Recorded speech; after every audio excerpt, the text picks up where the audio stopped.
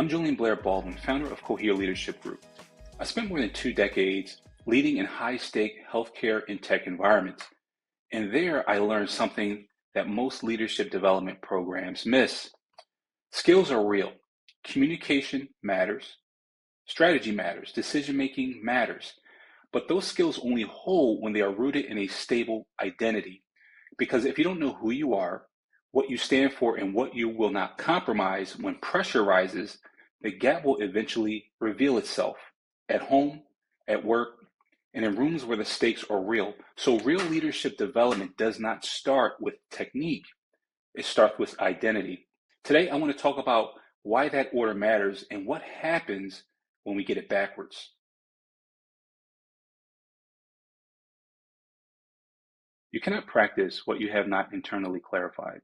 A leader can be highly trained, polished, and impressive in calm conditions. But if there is no consistent identity underneath the skill will crumble when pressure arrives. That's what most development programs miss. They teach leaders how to lead before asking who is actually leading. A technique without a center is not leadership, it's a performance.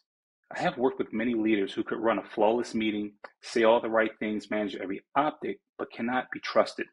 The skill was real, but the person underneath kept changing. That's a gap that identity is supposed to close, the space between what a leader says and how they behave. Technique cannot fill that gap. Only a clear sense of who you are can. Identity is what makes skill whole when the stakes rise. When you know who you are and what you will protect at any cost, that clarity travels with you into hard rooms. The pressure does not get to rewrite you because the answer was settled before you walked in. That practice matters. Leaders with internal clarity can slow down. They know the real trade-offs. They don't have to react just to protect themselves. They can decide from their values because they know what they are. That steadiness builds trust. Teams can feel when a leader is operating from a reliable center instead of improvising a new self for every room. That's what I mean by leading with dignity and coherence.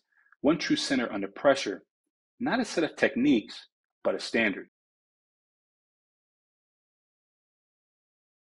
Yes, I think they do. Real leadership qualities cannot be copied. They have to be lived. You can study courage, integrity, you can even study accountability, but until you have paid the price for them, they're just vocabulary, not character. The quality becomes yours only when you practiced it somewhere where it cost you something.